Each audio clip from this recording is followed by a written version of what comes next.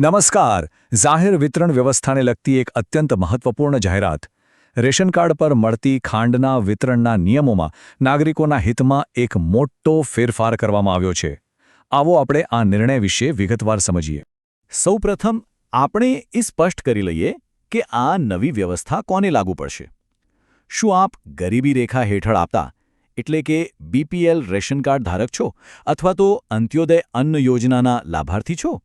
જો આપ આ બંનેમાંથી કોઈપણ શ્રેણીમાં આવતા હો તો આ જાહેરાત સીધી જ આપના માટે છે.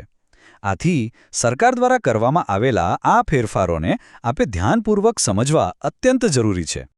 તો ચાલો હવે આપણે સરકારના આ મહત્વના નિર્ણયની વિગતો જોઈએ. ગુજરાત સરકારના અન્ન, નાગરિક પુરવઠા અને ગ્રાહકોની બાબતોના વિભાગ દ્વારા જાહેર વિતરણ વ્યવસ્થાને વધુ સુદૃઢ, પારદર્શક અને નાગરિકલક્ષી બનાવવાના હેતુ સાથે ખાંડના વિતરણ માટે એક નવો ઠરાવ પસાર કરવામાં આવ્યો છે. તો હવે એ સવાલ થાય કે આ નવા ઠરાવ અંતર્ગત કયા કયા લાભાર્થીઓનો સમાવેશ થાય છે. સ્પષ્ટપણે જણાવી દઉં કે આ યોજનાનો લાભ રાજ્યના મુખ્ય 2 પ્રકારના રેશન કાર્ડ ધારકોને મળવાપાત્ર થશે.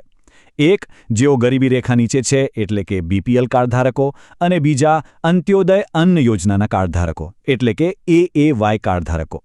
આ નવા નિયમો ફક્ત આ બંને વર્ગના લાભાર્થીઓ માટે જ છે. ચાલો હવે આ જાહેરાતના સૌથી મુખ્ય મુદ્દા પર આવીએ. ખાંડ વિતરણના નવા નિયમો શું છે અને તેમાં બરાબર શું ફેરફાર કરવામાં આવ્યો છે એને હવે આપણે બરાબર સમજીએ. સૌથી મોટો અને સૌથી અગત્યનો ફેરફાર એ છે કે હવેથી બીપીએલ અને અંત્યોદય કાર્ડ ધારકોને મળતી ખાંડ છૂટકમાં નહીં મળે. એ હવેથી ફક્ત અને ફક્ત 1 કિલોગ્રામના સ્ટાન્ડર્ડ પેકિંગમાં જ આપવામાં આવશે. આ નિર્ણયનો મુખ્ય ઉદ્દેશ્ય છે વજનમાં થતી કોઈપણ પ્રકારની ગેરરીતિને અટકાવવાનો, જેથી દરેક લાભાર્થીને પોતાનો પૂરેપૂરો હકનો જથ્થો મળી રહે. જુઓ, પહેલાં શું થતું હતું? પહેલાંની વ્યવસ્થામાં કુટુંબના દરેક સભ્ય દીઠ ખાંડના જથ્થાની ગણતરી થતી, જે ક્યારેક થોડી જટિલ બની જતી હતી. પણ હવે એ પદ્ધતિને બદલીને સંપૂર્ણપણે સરળ બનાવી દેવામાં આવી છે. નવી પદ્ધતિમાં પરિવારના સભ્યોની કુલ સંખ્યાના આધારે ખાંડનો એક ચોક્કસ જથ્થો નક્કી કરવામાં આવ્યો છે. આનાથી બધી જ ગૂંચવણ દૂર થઈ જશે. તો આ નવો જથ્થો કેટલો અને કેવી રીતે મળશે એ સમજીએ. બહુ જ સરળ છે. જો આપના રેશન કાર્ડમાં 1 થી 4 સભ્યો હોય તો આપને 1 કિલોગ્રામ ખાંડનું એક પેકિંગ મળશે. જો આપના કાર્ડમાં 5 થી 8 સભ્યો નોંધાયેલા હોય તો આપને 2 કિલોગ્રામ એટલે કે 1 કિલોના 2 પેકિંગ મળશે.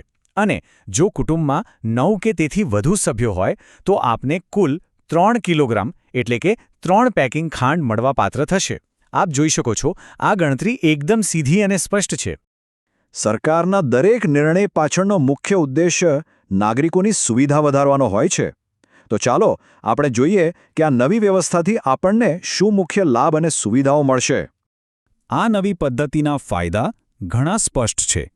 પહેલું તો આખી વ્યવસ્થા એકદમ સરળ અને પારદર્શક બને છે. બીજું અને સૌથી મહત્વનું, 1 કિલોગ્રામનું સ્ટાન્ડર્ડ પેકિંગ. આનાથી હવે વજન કાંટાની કોઈ ચિંતા જ નહીં રહે અને દરેક લાભાર્થીને ચોક્કસ વજન અને પૂરો જથ્થો મળશે એની ખાતરી રહેશે. અને છેલ્લે, આનાથી વિતરણની પ્રક્રિયામાં પણ ઘણી સરળતા અને ઝડપ આવશે. અને હવે દરેક લાભાર્થી માટે એક ખાસ અને અગત્યની નોંધ, જેના પર સૌએ ધ્યાન આપવું જરૂરી છે. આપ સૌ ખાસ નોંધ લેશો કે આ નવા નિયમોનો અમલ સમગ્ર રાજ્યમાં તાત્કાલિક અસરથી શરૂ કરી દેવામાં આવ્યો છે. એનો અર્થ એ થયો કે હવે પછી આપ જ્યારે પણ વાજબી ભાવની દુકાન પર ખાંડ લેવા જશો ત્યારે તેનું વિતરણ આ નવા ઠરાવ મુજબ જ કરવામાં આવશે. આ નિર્ણય એ વાતનું ઉત્તમ ઉદાહરણ છે કે સરકાર નાગરિકોની સુવિધા વધારવા અને સમગ્ર વ્યવસ્થામાં પારદર્શિતા લાવવા માટે હંમેશા કટિબદ્ધ અને કાર્યરત છે.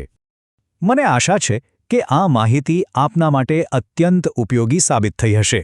આપ સૌને મારી નમ્ર વિનંતી છે કે આ જનઉપયોગી માહિતીને વધુમાં વધુ બીપીએલ અને અંત્યોદય રેશન કાર્ડ ધારકો સુધી અવશ્ય પહોંચાડો, જેથી કોઈ પણ લાભાર્થી આ નવા નિયમોથી અજાણ ન રહે અને સરળતાથી પોતાનો લાભ મેળવી શકે. આપનો ખૂબ ખૂબ આભાર.